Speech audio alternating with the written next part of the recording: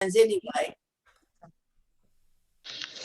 Okay, we're being recorded, it says. So I want to welcome everybody and call this meeting to order. Do you want to go over the Zoom procedures briefly, Leonore? I can, yes. So if you're not actively speaking or if you're speaking in the background, please mute yourself so that we don't have background noise.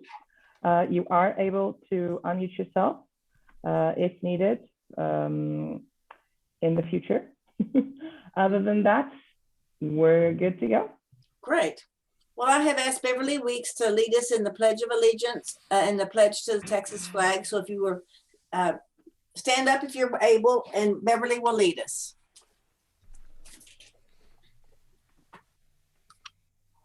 I pledge allegiance to the flag of the United States of America and to the republic for which it stands, one nation, under God, indivisible, with liberty and justice for all. Honor the Texas flag.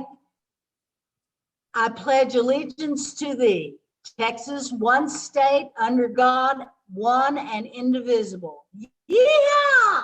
Great, great, great. Thank you, thank you, thank you, thank you. Okay, we have a couple of birthdays this week. The first one is Robert Seidel. Robert's birthday is on the 26th.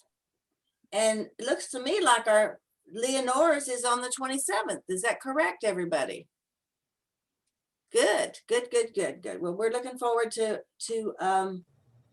having some cake at some point all together. So yeah, I agree with Ann. She clapped. Yes. I don't want the club spending a lot on me this year for present, please.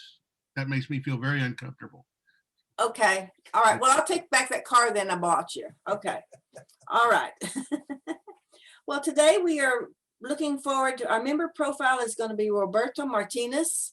And Roberto, we're looking forward to hearing all about you. So unmute and tell us these wonderful things. Do I have to unmute myself? Yeah. Okay, my name is Roberto Ortiz Martinez, born in 1938 in the small West Texas town of Ozona, where I experienced segregation because of being a Mexican American. But overall, I had a wonderful experience in that small town, my 18 years I was there. Throughout my many years, I experienced a life of plenty. I had good parents and I experienced a life of plenty. And I'm thankful to my God and my Lord Jesus Christ. I came from a family of one brother and 4 sisters. And I believe my life started in my younger years, having a wonderful, like I said, mentioned, wonderful father and mother, very kind and caring, and they always doing service, helping others. My father was reared by a man whose profession was carpentry.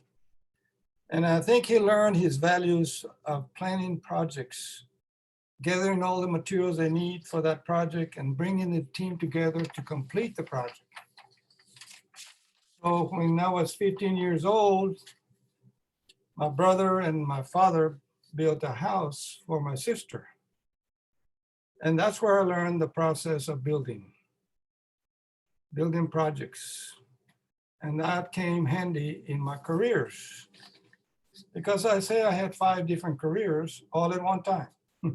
Or most of the time, same gig. And the first career I talked about is being a family man. I'm dedicated to my beautiful wife, married for 58 years, and dedicated to my son and 3 daughters, and now dedicated to my 9 grandchildren and 4 great-grandchildren. And that was my first career, and all life career. And then my second career, as a soldier, I would receive my commission as a 2nd lieutenant at Texas A&M. Yes, I'm an Aggie, Tommy. In 1960, and went to Fort Sill, Oklahoma. I was active for I had a contract for 6 months active duty in Army artillery and spent it at Fort Sill, Oklahoma. And then I was active for 7.5 years in the reserves in the 900 military intelligence detachment unit, where I achieved the rank of captain. That was my second career. My third career was starting professional engineer. Got my degree in civil engineering and started my career with the Texas Highway Department here in Austin in 1960. And so I worked there for 4 years, and then I went to Bergstrom Air Force Base and worked there as a civil engineer for 11 years. And then went to the Department of Commerce and worked there as project manager for projects all over the state for 6 years. And then I started my own engineering surveying company in 1980. And my partner was an Aggie, Mike Wright. So we together started that company in 1980. He retired in 2000. I retired in 2011 after 31 years of working in the company. And now the company continues under the name of MWM Design Group. The MWM stands for Martinez, Wright, and Mendes. And since we had several associates along the way, the name kept changing, and we also then started including architectural work. So the name came changing, and now it's active MWM Design Group. So that was my professional engineering and business career. My fourth career would be being active in the church. My wife and I got married in 63 and joined Sacred Heart, and we have been there since 1963 in the same church, helping with the different ministries. And in 1998, I was ordained as a deacon in the Catholic Church. And as a deacon, I was able to do various ministries of the church, but also now I was able to perform 2 sacraments. I could do baptisms and matrimony. So I can marry people and baptize people. And finally, I would consider my 5th career, which was all along also serving the people of the community. First, back in the early 80s, I was involved with Austin Interfaith, an organization that organized people to advocate and fight for justice for all. And also over the years, I've been involved with several nonprofit organizations. I've been in the board of several nonprofit organizations, including Capital Idea. I was also on the board for Seton Cove Spirituality Center. I was also on the board for ACC for Public Policy and Political Science. And also I was a member of the Workforce Board for the state of Texas. And I forgot to mention also what's that unit that you determine whether they're eligible to go to military or not. Anyway, that's another unit. But I'm also been involved with the Lions Club.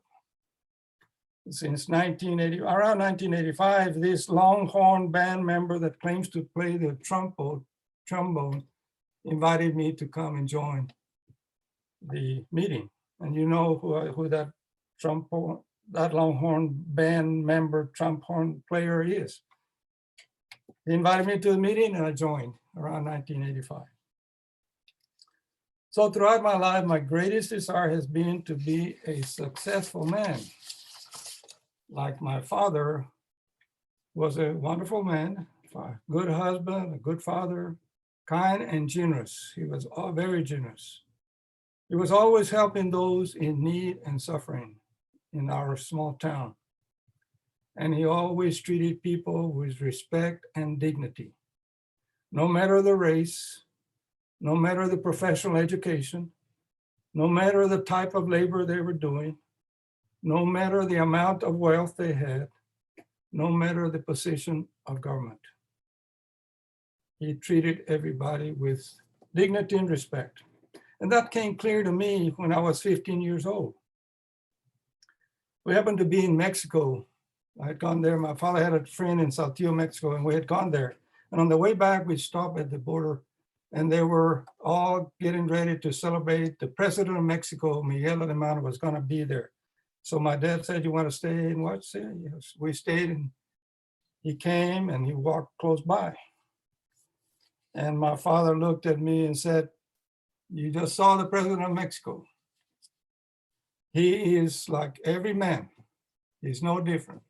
He puts on his pants one leg at a time, like every man."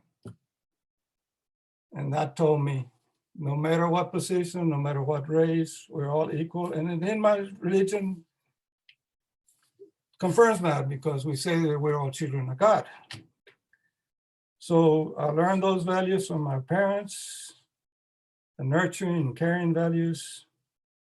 And I've tried to live those all my life. So go Lions, let's roar Lions.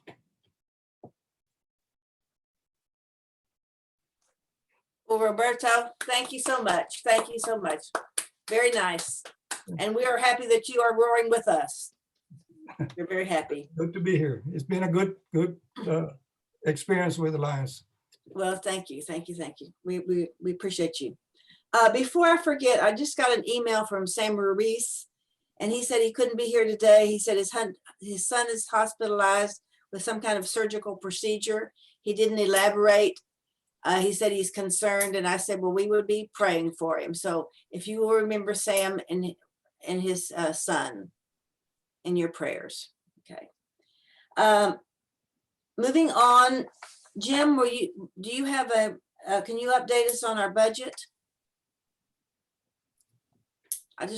Jim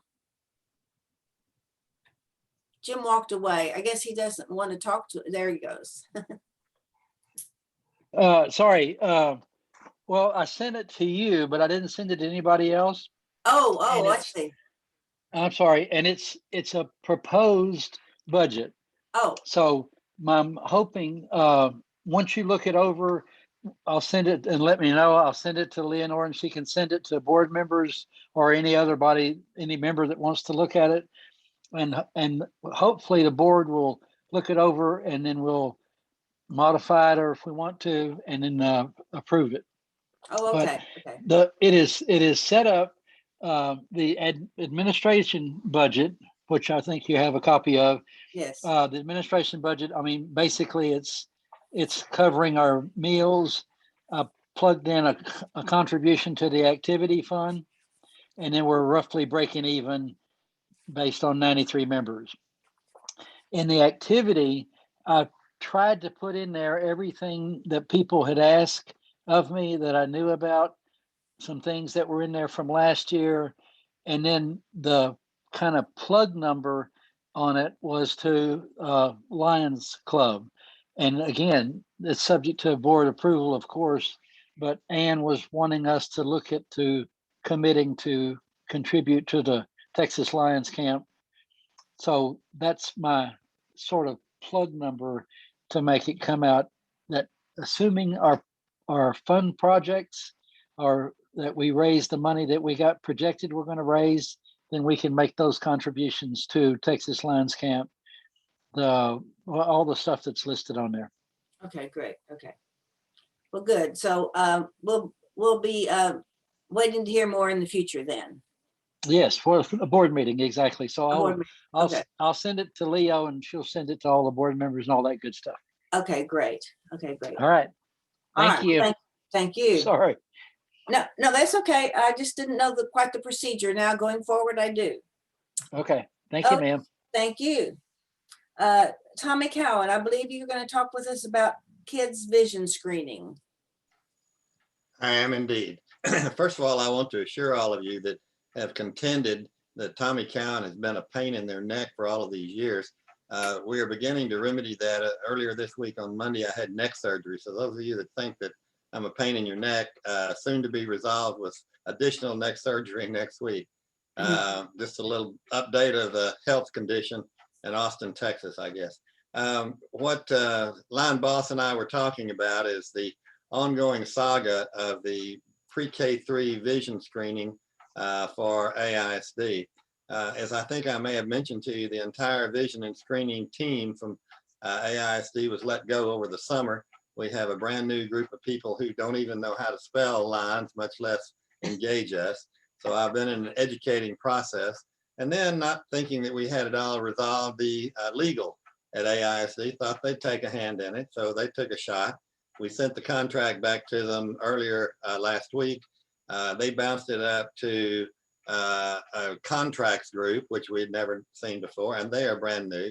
So we've been educating them. Long to short is, we are still well on our way to doing vision screening, but there's been a little hiccup, and that is that they now need to get copies of our driver's licenses so that we can do a background check through Patty and the blind school. They said they could do that with us. So what I need you to do, what I'd ask line boss to let me do, she's going to put out a notice that advises that if you want to participate in any fashion with AISD vision screening, and I hope you will, because we're looking for 8 new team members to fill out Robert's and Rudy's 2 teams, north and south, that you will send to me your driver's license. So I will get then your name, your address, and your age, and that's all they need. As you know, we check into the offices every time we go. We present a driver's license, and they produce a card for us. Now, that tag that they give us to put on there must match our driver's license. So anyone wishing to participate, listen to me carefully, anyone wishing to participate in the pre-K3 vision screening for AISD must send me a copy, a hard copy of their driver's license. I'm going to very slowly give you my mailing address, but it'll be in the notice that line boss sends out. Tommy Cowan, 5407 Bull, B-U-L-L, Run, 2 words, Circle, Austin, Texas, 78727. I need to get those by the end of next week because they have a hearing with the contracts group and legal. Hopefully at that point, we will then be approved. Let me see, Lenore, you got it right, 547 Bull Run, Circle, 782. That's it, correct. There it is on the screen. So you need to do that this week and next week. I need it by Friday to submit those names for review and then to give them to Patty so that she can do the background check. This is an exciting opportunity. It's one that no one else is getting. We're getting special consideration from our line superintendent member.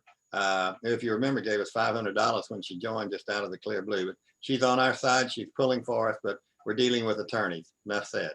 So thank you so much, Cindy. Tommy, I have a question. Yes. That hard copy, do you want a copy of the license or do you want us to send you the license? No, do not send me your license. Send me a copy. Now, Alright. those of you that have questionable returns, if DPS says you're not good, I might keep your license. Hey, Tommy, But do just send me a copy of your license, all I need. you want front and back? No, just the front. All I need is those 3 pieces of information for them. Thank you for Scan a asking. copy, scan a copy, print it, and send you Yep. that photocopy as it That was. is correct. That is correct. Thank you for clearing that up. Tommy, let me clarify. What Leonore put on the screen was Bull Circle. Is it Bull Run Circle? Bull Run Circle. 2 words. Got it. Okay, thank you. I'm counting on you. So you're gonna send us, for us that don't know, Aggies that know much about the computer, you're gonna send us, email us I'm going to disavow sponsoring you, Robert. Well, No, all I need is the front. band player in the Longhorn, so I was giving you credit. Oh, I suck that trombone the best of them. Now, what I need is the front face of just a copy of the front face of your driver's license, and then we'll be in great shape. To me, the easiest would be take a picture and send it. That's right. Can we email it to you, but with just a picture? Would that work? I would rather you send me hard copies, but you may do what you wish. I'll find a way to copy it. All right. Okay, the So the email important you- thing is just to get it done as fast as possible, like Right. today or tomorrow. Yeah, we're fighting off their intended request to have us fingerprinted, all of the Lions Club members, all 193 of us. And I told them we weren't going to be able to do that. No. So this driver's license is a compromise proposal. Can you flash your email so we can copy it? All right, are you ready for the email? Flash it. Oh, I can't do that. Lenore has it. She Yeah. will. Or can you type it? Have you got it, Lenore? Or do you want me to give it to you? No, just say it and I'll put it again. I don't know it by heart. All right, Tommy. Tommy, you remember Yeah. Tommy? Yeah. Cowan, C-O-W-A-N, same family, Okay. at Austin, that's where we all live. AustinRR.com. Right there. Please. You can send it electronically. I'll try and find it. Okay, Tommy Khan at austin.rr.com. Got it. That'll do it. Okay, okay. Is it Austin.rr or AustinRR? No, Austin.rr. Dot Got it. You're missing a Oh, dot. never mind that one, guys. Dot. Okay. We good? Okay. And if, the telephone still works. So if you have any other questions, call me. Sorry, Tommy, can we then scan and email you the copy of the Yeah, driver's and license? I redid the carrier pigeon cage in the back if you want to do that. But the Pony Express, we had to discontinue that. Those horses were pooping all over the front yard. So that's about the only other way I know. Put it in a bottle and put it in the Lake Austin. I could probably find it that way too. I'm gonna bring over a Gutenberg press so we can do it. Absolutely. Crank it out. Clay Sorry, tablets. can we scan and email you the copy of the driver's license then? Is Sure, that- that's fine. Okay. You just print it out. Yeah. Sorry. All right. yeah. Okay, folks. Yeah. We'll buy Sorry you it some took so info. long, boss. No. We appreciate all the work you're doing and we Thank will you, get Tommy. that to you. Thank you. I I'm promise. muted out now. Okay. Okay. All right. Well, I think that if we don't have any more questions right now, we're going to have a very interesting program today. I understood that Gaylord was going to introduce the speaker. I don't see Gaylord anywhere. I'm here. Oh, you are? Okay, I'm sorry. All right, are you going to introduce our speaker for us? I'll be glad to. And it's a pleasure to introduce our very own Austin line, Greg Dew, for our program today. You'll recall that recently Greg presented a very informative and inspiring program on the leader dogs for the blind. And you will recall that he is a puppy trainer for leader dogs and also represents as chair for this district for the leader dog program. He brings some diversity. We have several members, former members of the Longhorn Band. Well, Greg brings us that diversity of being a former member of the Texas Aggie Band. So a little diversity is always good. Greg, it's good to have a member that's as qualified as Greg as a first responder and qualified for EMT as well as EMS.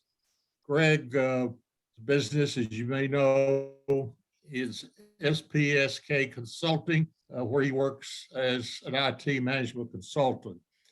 Greg has a very fascinating new potential program of service for the Lions Club. And Greg, I'll let you proceed with that. Thanks, Gaylord. Looks like I should be sharing the screen.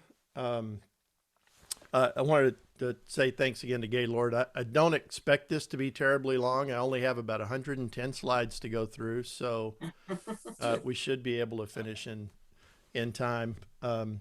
Also would encourage you to pay attention, take notes. It's an exciting topic. The email announcement of it actually left out an important thing. It's not let's talk about polyethylene. It's let's talk about polyethylene, with the exclamation point being the important thing. It's an exciting topic. Seriously, I wanted to share some information today about this exciting new project that we voted as a club to proceed with, and that is to collect and recycle what's called polyethylene plastic film, or PE. It's a project that not only benefits the environment, but it also delivers a community service by enabling us to place benches at selected locations throughout the community. And we'll talk more about that in a minute. I learned about the project from my aunt, who's been doing this in Missouri for a few years. I think they're working on their fourth or fifth bench donated to the community. Also learned in exploring this, there are 5 or 6 other groups in Texas, and I think 4 of those are Lions clubs that are also doing this, but none in the Austin area. So to get started then, I plan to cover a couple of things today to kick off this project. The first is, what do we mean by polyethylene or plastic film? What should we be collecting, and how do we get started doing that? And how many of you have already started? Has anybody started collecting things? I know Glenda has said she has. So I have. I have, yeah, yep, I have, Greg. Great. And we almost filled up one container. Wow. It's amazing how much how much we use this stuff every day. And we Yeah, throw it into the garbage because they're not recyclable. right. Glad And we've started too. You can see behind me is part of our stack that we've collected over just the last couple of weeks. And then the second part of the program is going to be to invite some of you to become part of the volunteer team to help run this. We need a handful of people to help with the logistics and the administration of it, to keep this going. But it's good that we have people started. Part of our plan is to get a head start on the program so that we're confident that we can meet our goal. But first, I thought it'd be helpful to remind you about the project if you weren't in the earlier meeting when we talked about it. This is a program of the Trex Corporation. They're the leading manufacturer, I think, in the world of low maintenance composite deck materials. It's basically a wood substitute. It's a material that's made of 95% recycled materials. They recycle plastic and some small amount of wood to create this. That makes them one of the largest recyclers of plastic film in North America. They, the latest numbers I saw, that they reclaim and repurpose more than 450 million pounds per year. They have it through this community and school, and it's a business related program as well. This is called Next Trex. They have collected over 1 billion pounds of plastic since they've started doing this. The school and community challenge portion of it has been going on for about 13 years. And it's their way of increasing public awareness about recycling this plastic and providing the community a way to contribute to that, as well as it benefits them by providing another source of plastic. I think the program itself is a small but not insignificant part of that 450 million pounds per year. A lot of what they get is from relationships they have with businesses all over the country. So how does it work for us? What is the community challenge portion of it? They have a coordinator that we'll work with. Her name is Stephanie Hicks, and they have an on-site presence that explains all of it and provides the materials for us to run it as a project and report on this. But the heart of this is collecting it. So we start collecting this plastic, and during a 6-month time period, that's from when we register with them to when we to the end of that 6 months, we have a goal of collecting a minimum of 500 pounds of this material. We weigh that and record the amount that we've collected, and then we drop it off at one of the participating locations. In the Austin area, that's Kohl's Market, the Kohl's stores, Randall's Markets, the Sprouts Farmers Market, and we'll talk more about how we're going to coordinate with them. But we drop that off, and we report the amount that we dropped off online to Trex. If we meet the goal of collecting 500 pounds, then Trex provides us with a bench made out of the Trex materials.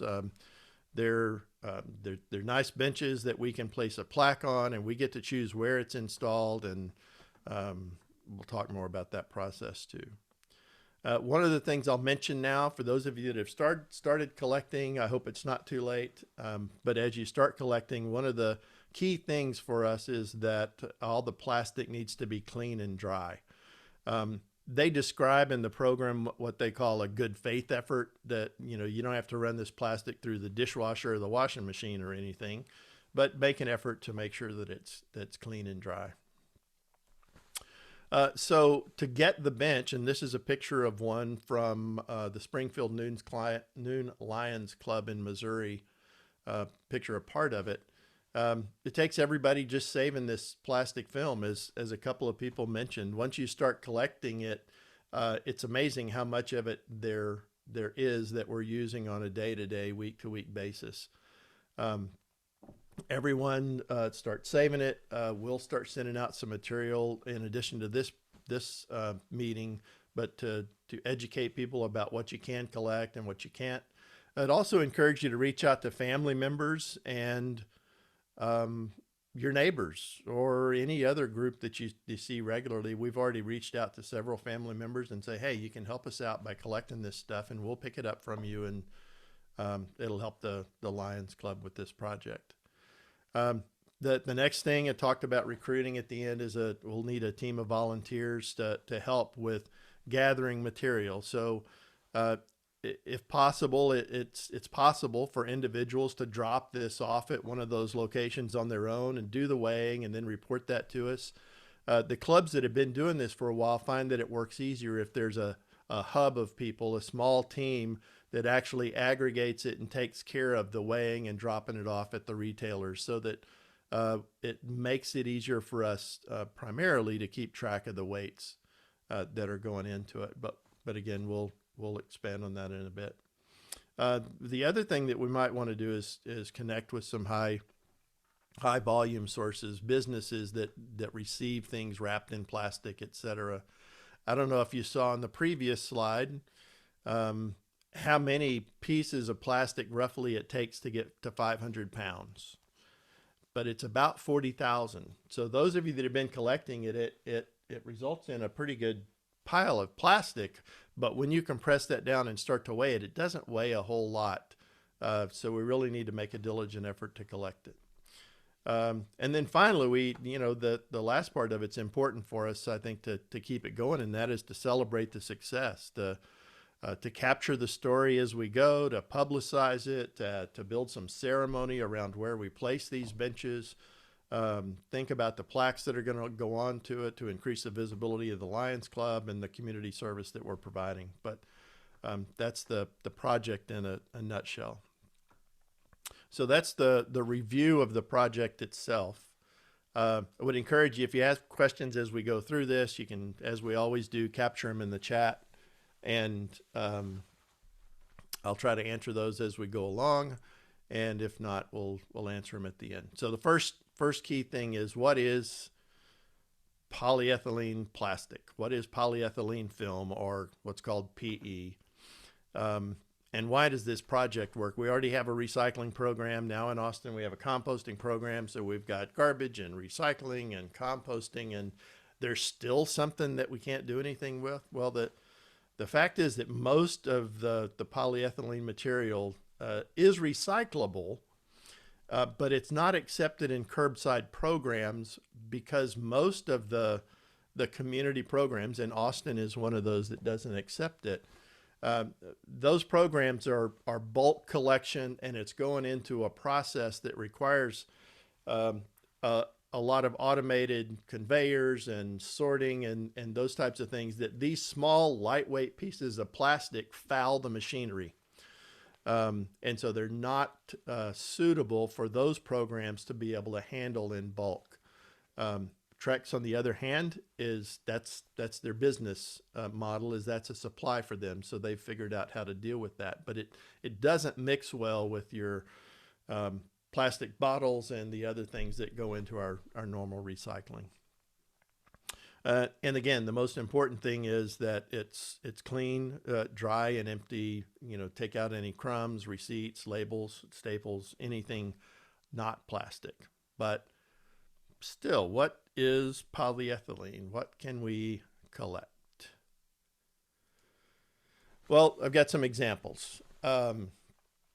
Grocery bags. So they're banned by the city a while back because the environmental concerns about the plastic. Well, we have an opportunity now to do something about that, to recycle those, and they are still available. They're used for meats, etc., to separate your chicken from your cereal and those sorts of things. And so they're out there.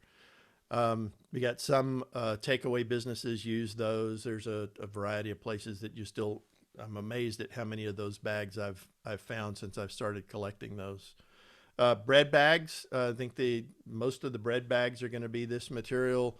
If it's got an inner wrapper that's made out of paper or some other thing to keep it fresh, that part is not recyclable, but the plastic bag itself is. Just make sure you don't include any of the ties or clips that come with it. It's just the bag. Bubble wrap. Now this is a fun one because they want you to pop the bubbles before we recycle it. And so it's a good thing for children, grandchildren, or fun-seeking adults to do.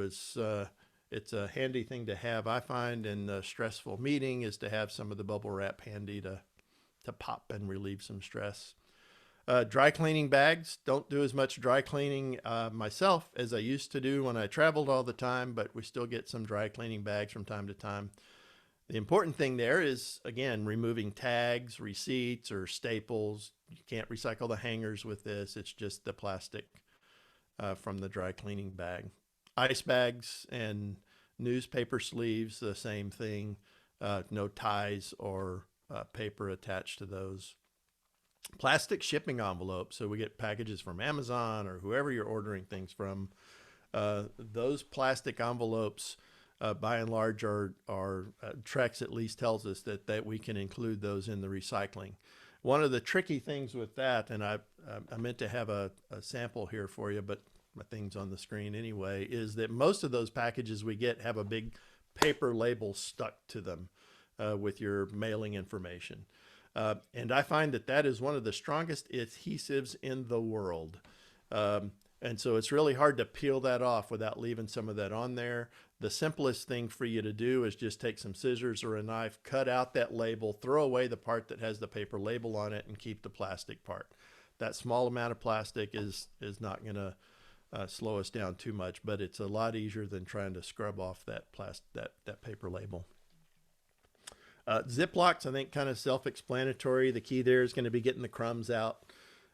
Cereal bags. One of the things to be aware of about cereal bags, most cereal bags now, at least in my experience, trying to open them, they don't tear very easily. They're made to keep that stuff safe. Those are fine.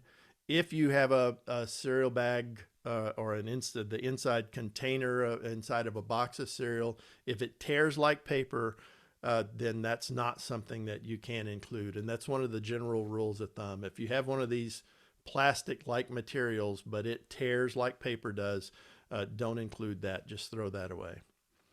Overwraps from cases of water or other beverages.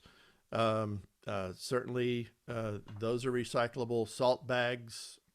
Don't know how many people have large bags of salt, but salt pellet bags can be included. Pallet wrap or stretch film. That's one of the areas where we have an outreach opportunity to talk to local businesses that receive a lot of their product wrapped in pallet wrap and stretch film. That's one of the things the volunteer team might get involved in, is reaching out to those businesses and offering to help them recycle that. Wood pellet bags. Everybody needs another reason to grill or smoke some meat. So when that wood pellet bag is empty, just give it a quick shake to get the wood pellet stuff out, or a rinse, and those are recyclable, as well as produce bags. But wait, there's more. Any plastic, and I personally haven't seen a lot of these, any plastic that has one of these recycle symbols on it, the number 2, the number 4, or the one in the middle that just says store drop-off recycling bags, film, and wrap. Anything that has those symbols on it can be included in this program, as long as it's clean, dry, and free of food residue.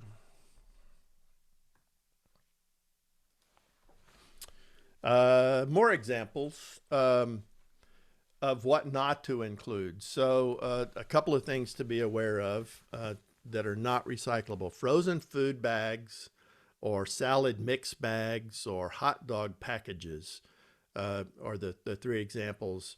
are not things that we can include. And they are generally made of a polyethylene material, but those bags typically have another layer of something or something added to that polyethylene to help preserve and enhance freshness, to keep the food safe for us. And that contaminant keeps them from being able to recycle this material. So frozen food bags, prepackaged salad bags are not recyclable. Candy wrappers and chip bags, they're usually a shiny, crinkly material, and you can tell they're not the stretchable plastic. We'll talk about that in a minute.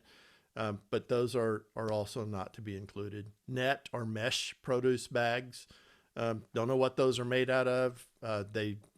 Even if they're made of polyethylene, they foul the machinery and cause a problem.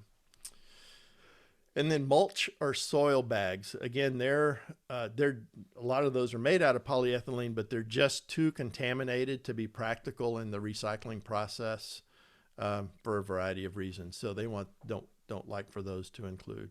And then there's a longer list there. I'll share this information with everybody so you can have it. You can print it out, put it on your refrigerator or your bulletin board or right next to your recycling bin.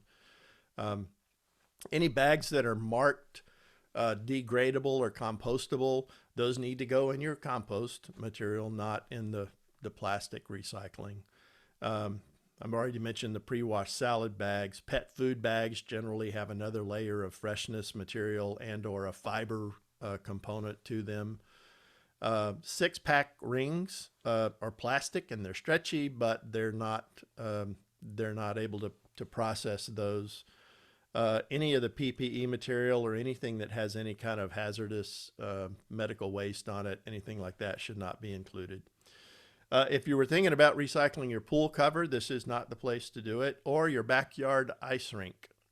I'm sorry to say that those can't be included. That seems like the weight could really add up for those and be a bonus, but they don't like that material.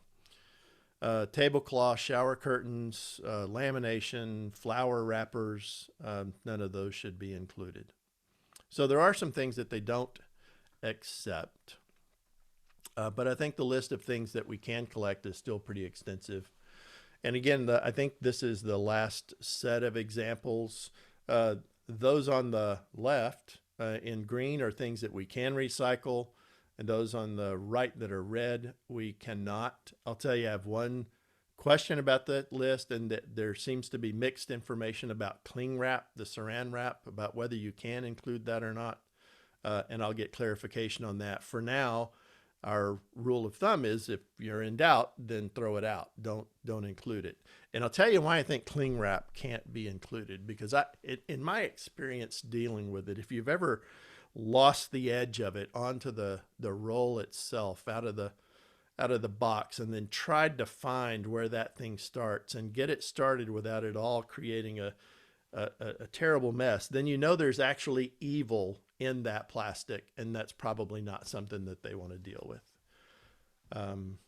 Anyway, so cellophane, 6-pack rings we already talked about.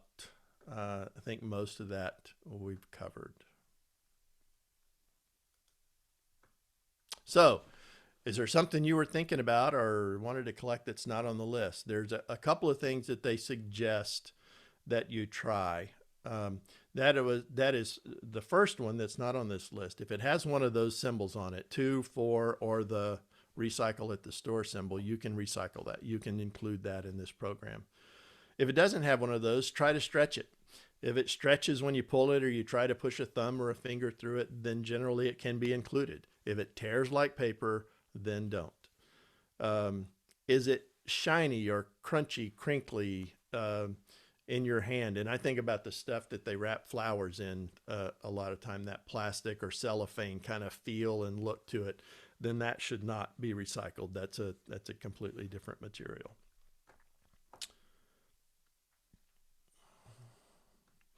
So I will, if I can find my way to it.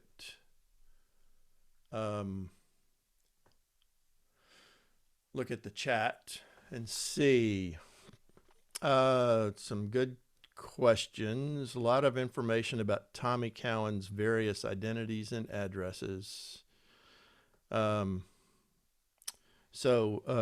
Remind of what plastic materials are as far as products. I think I've answered that, Mac. If not, then let me know.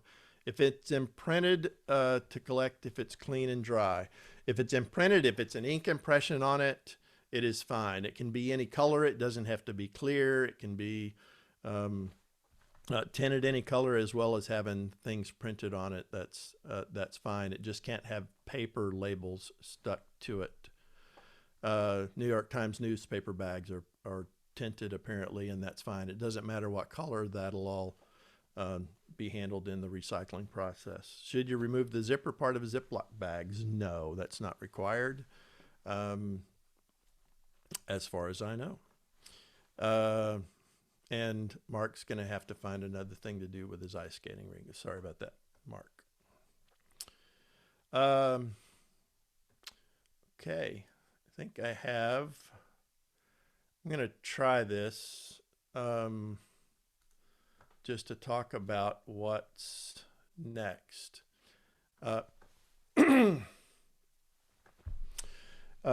First, and a lot of you have already, but to start collecting, let other members know. Not everybody's in the meeting today. They weren't tempted by the topic of talking about polyethylene, but let them know that we're collecting this. Talk to your family, talk to your neighbors, and then watch for email from whoever sends out those emails for the club. But from someone in the club, it might be me, it might be somebody who has access to that distribution, but we'll send out reminders about it, as well as some printable posters and things that you can use as a reminder about what you can include and what you can't.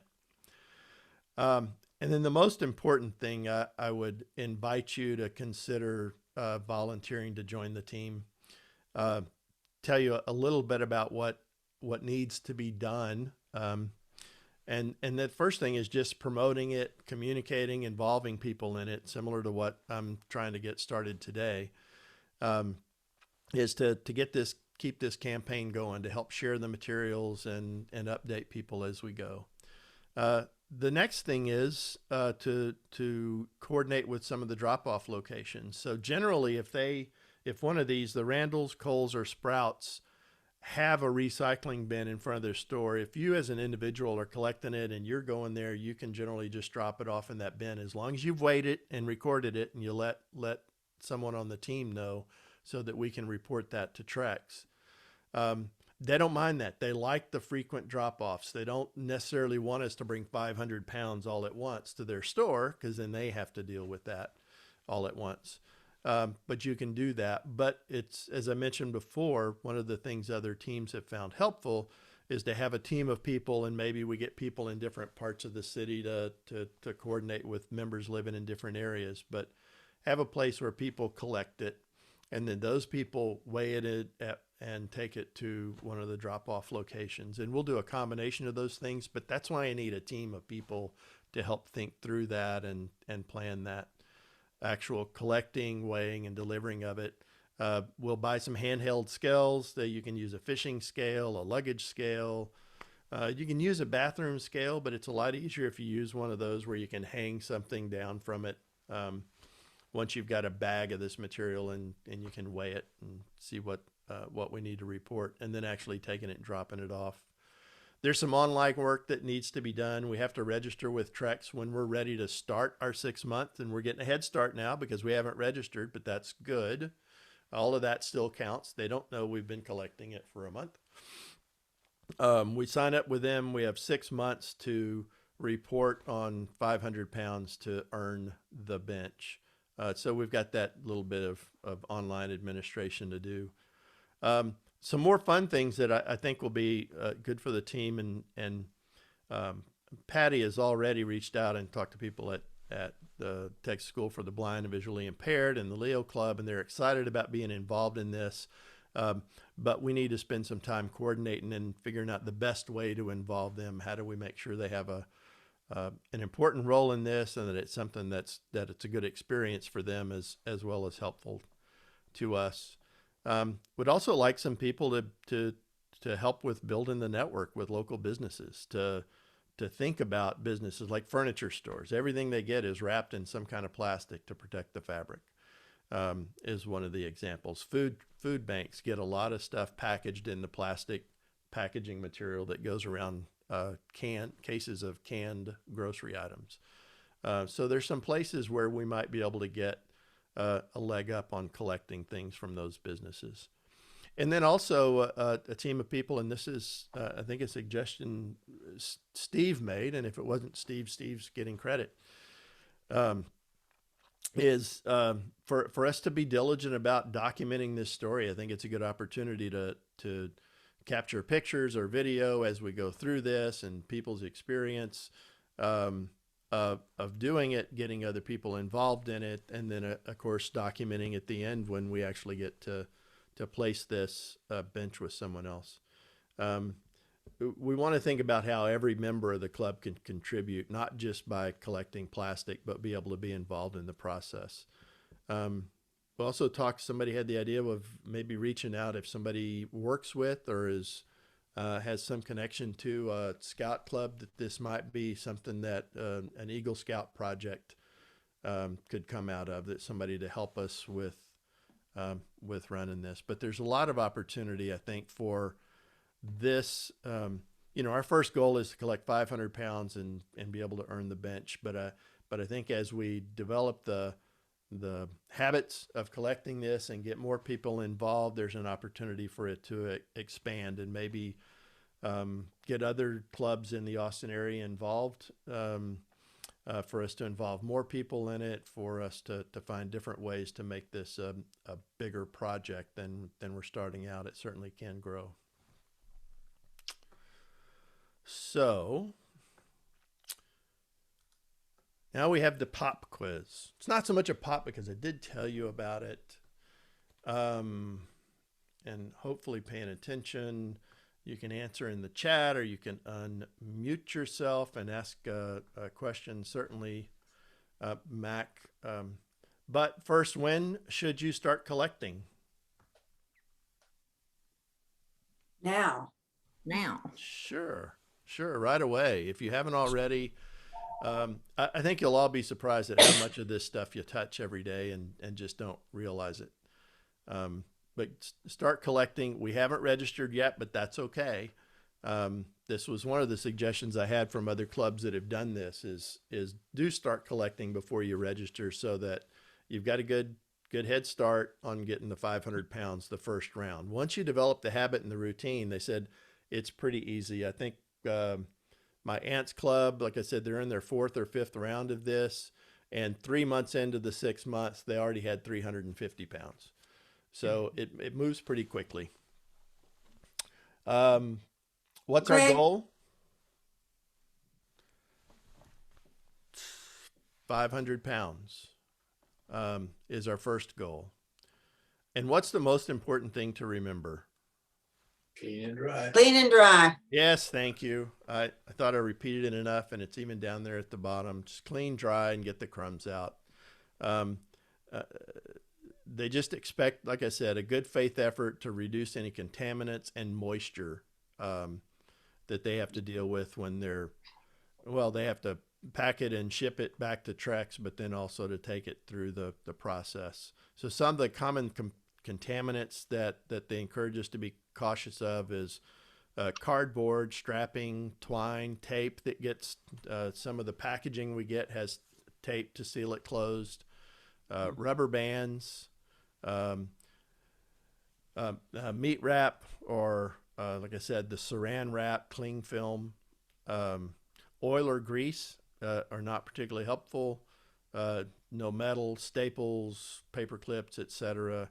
Any trash or loose paper that sometimes finds its way in the bottom of one of the shopping bags, and certainly not any hazardous materials or medical waste. Mac, what's your question?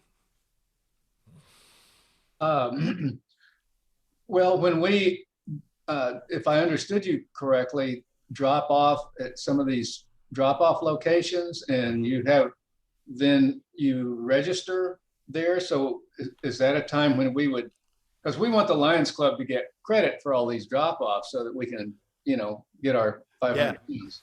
That's a good question. And let me clarify that because I wasn't terribly clear about it.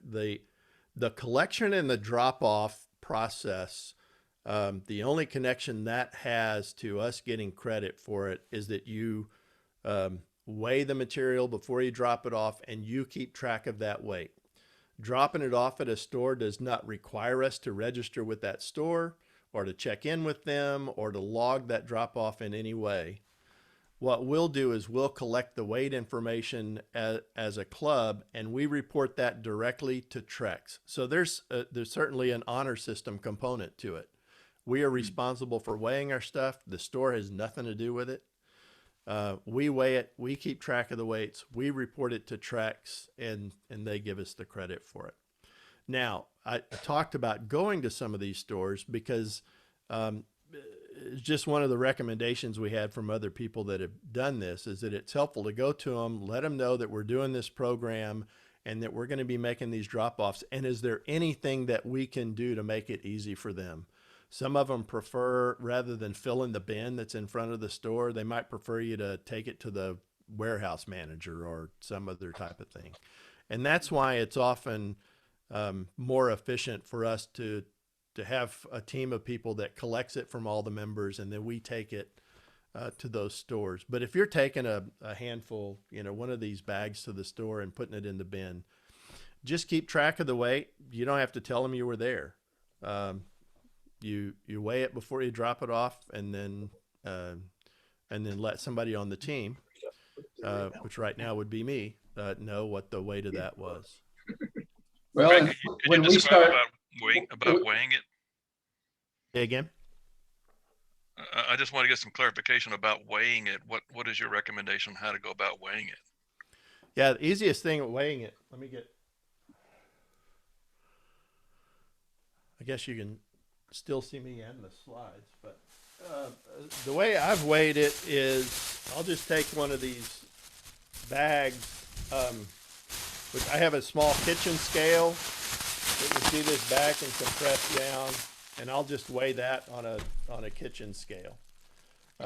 This is pretty light, so it's hard for anything but a pretty sensitive kitchen scale to weigh that. As you get bigger bags, I think I've got a trash bag back there.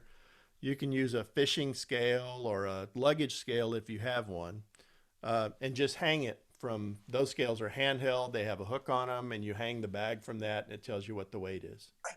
That's another reason that it's helpful to have a team of people collecting it, because we don't want everybody to have to go out and buy a scale. We'll buy 3 or 4 scales. We'll be responsible for collecting it and weighing it and taking it to the drop-off. I wanted to suggest that when we start, we'll start having an occasional meeting in person, and we can bring stuff to those meetings. That's a great comment. And it connects to something that I wanted to mention. We've talked to Patty. Patty has talked, I don't see if she's on today. She's talked to the people at the school. Once we start meeting in person, once we're back at the Texas School for the Blind and Visually Impaired, one of the things we hope to be able to work out with them is that you could bring your stuff to the meeting, and the Leo Club there would take responsibility for storing it for us, for weighing it, and then we work with them to get it to one of the drop-off locations. So that makes it easy for everybody. Bring it to a meeting. It also gets people coming to the meetings to bring their plastic with them, and it gets the Leo Club and the Texas School involved in doing that. You have another question on the chat, Greg, as well. Yeah, go ahead. You have another question on the chat from Rachel. Are the collection bins Yeah, easy to Rachel, spot? thanks for asking that. That's one of the reasons that I said we need the volunteers to help, and for hopefully over the next week or two we can get out to the retailers and visit them. The bins that I've seen examples of are easy to spot, and they're clearly marked that this is what they're for. They're generally boxes like the size of a small garbage can made out of cardboard, and they have the recycling emblem on them. But I haven't been to the stores here locally to know if that's the case. So I want to get some people involved to visit those stores, see where their drop-off location is, talk to the manager or the warehouse manager and say, we don't see a place to drop this off, but we understand you're involved with Trex. Where should we bring this material to? And then we'll let the club members know about that. Again, that's the advantage of having the team handling that part of the process. We want to make it as easy as possible for everybody to collect the material. And then we'll figure out as a team how to get it to those stores. But there's not that many. Like I said, it's the Randall's markets. There's several of throughout the town, Kohl's, and then the Sprouts markets. Now, one of the things you'll notice, if you're like me and you shop at H-E-B, they've got a recycling bin in front of their store. We can't drop our materials off at H-E-B because they don't send their stuff to Trex. They've got a contract with somebody else to do that now. And so that's why we mentioned those three in particular in the Austin areas, the Sprouts Farmers Markets, Kohl's, and Randall's Supermarkets. They have a contract with Trex. What will happen is we'll drop off our material, whether it's individual or it's one of the team members bringing a larger amount of things. They take that, they just mix it in with material that they're already planning to send to Trex. They bale it, they compress it, they bale it, and then they ship that to Trex. And I'm not sure whether Trex picks it up or they send a contractor to do that, but they ship it to Trex. They've got 2 manufacturing facilities over toward the East Coast, and they handle it from there. So they're just mixing it in with what they're already sending to Trex. They're getting paid for the material that they're sending. So they don't mind a little bit extra. Let's see, why is Trex doing this? Good question.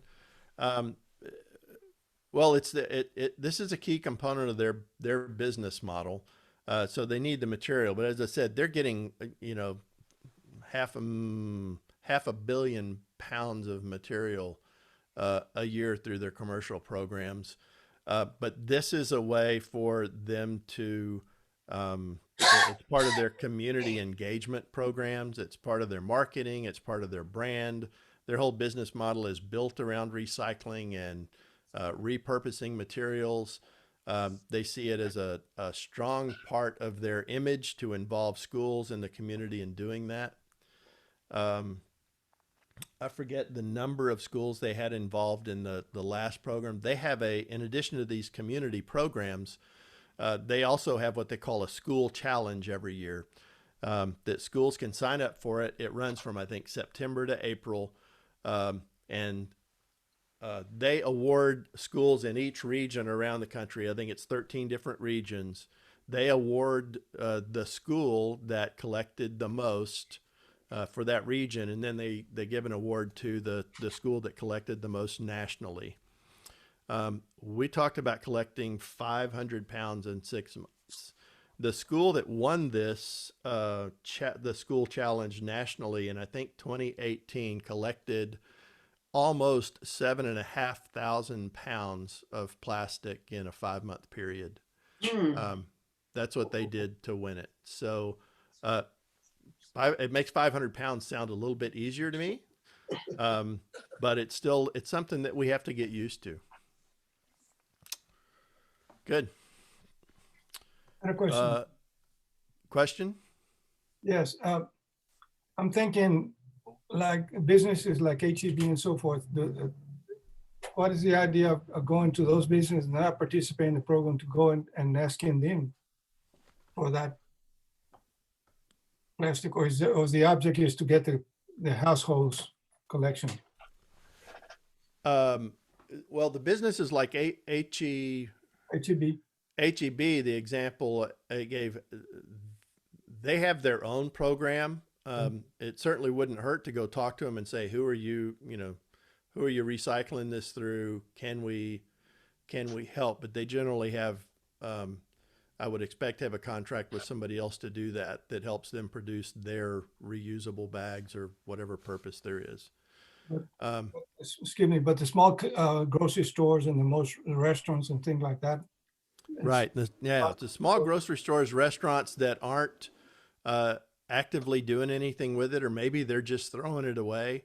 I think there's certainly an opportunity for us to go to them. I think I mentioned restaurants, food banks, furniture stores, any variety of businesses that receive stuff wrapped in the plastic. If there's somebody you know and can talk to them, they may already have a plan for what they're doing with it, but they may like the opportunity to support us in this effort. So it's actually, yeah, I think that's part of what I'd like the volunteer team to get involved in.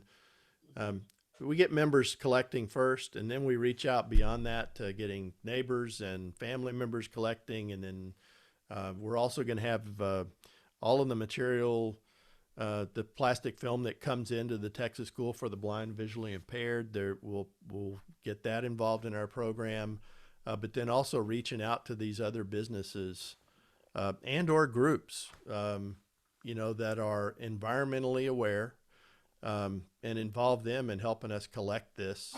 And the idea is for us to make it easy for them to do that. We can pick it up, we can weigh it, we can drop it off. It makes it easy for them to be involved and gives them a responsible way to deal with their waste. Another question. If you get a group like, say, the Boy Scout and so forth, may they decide then, well, no, we want to do it for our own group. We want to do it for our own bench. What kind of partnership are we looking at there? That's a great question. And I think it'd be an ideal member of the volunteer team to help us work through that. Because I don't know the answer to that. They certainly can do that. We also I've had some thoughts about, us linking up with other Lions clubs in Austin to do this initially. And maybe we involve scouts, or you can involve a school to get our first 500 pounds. But as we start developing momentum, I think that's one of the things I like about this project is it can expand then. As we develop momentum and we find out that in 6 months we're collecting 1,000 pounds of plastic, then somebody else can take that, and we've got 2 benches coming into the community then. So you start sharing benches, okay? Yeah, we just they run their own program. As we scale up, then we let them branch out. But we can, I think of it as a way for us to help them get started. Yes. Them learn how to do it, them get involved in helping us do it, and then when we have enough volume, then we branch out and see how many other groups we can get involved in that. So I've gone over my time. I did cut short. We didn't cover all 110 slides. I thought 10 would do it. Thanks for listening. Thanks for your questions. They were great. And I guess that's all. Unless there are any final questions, I'll turn it back to Glenda. Well, yeah, we do need to get on with the program. Greg, it was very, very interesting. And I know we're going to have lots of questions. And thank you so very much. I appreciated it. Let's talk about next week's program. Mim, are you in charge of next week's program? Mim? Did Mim leave? Mac, are you familiar with next week's program? I know what it is.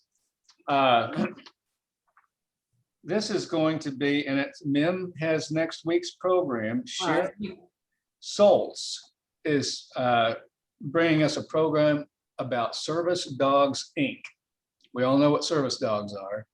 And it's a nonprofit that deals with service dogs. And I guess I can't explain any more than that. We'll have to show up and find out. Okay. Okay. All right.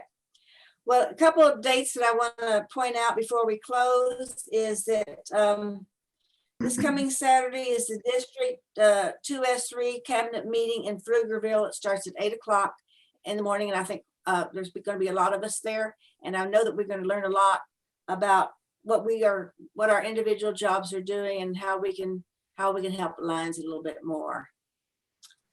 We have a social, which is next July the 29th. It's next Thursday. I know we're going to have a meeting that day, but does everybody know where the Moon Tower is. It's going to be at the Moon Tower. It's actually the Moon Tower Saloon, if you look online for it.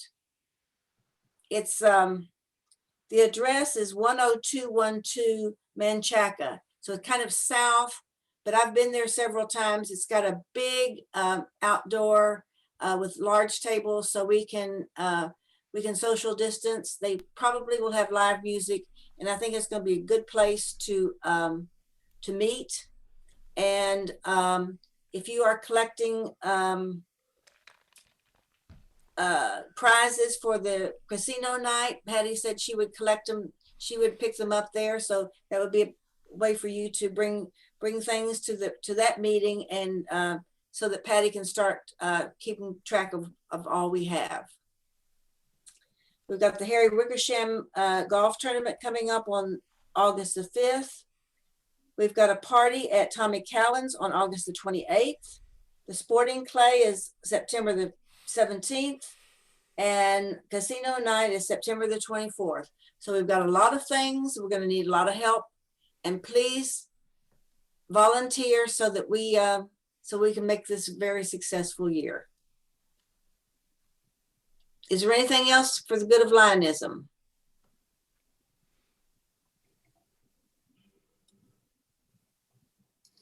Mark, Mac, are you waving? Or are you saying you have something? You're muted. I'm sorry, I was waving goodbye. You're waving goodbye. Okay. Okay, well, I think this has been very, very interesting. We've had a lot of information, a lot of material, and I know we're going to have some questions when this is over. But thank you all so very much. I'm looking forward to seeing you all next week. Thanks, everybody. Great to see Bye-bye. you. Thank you. Thank you. Thank you.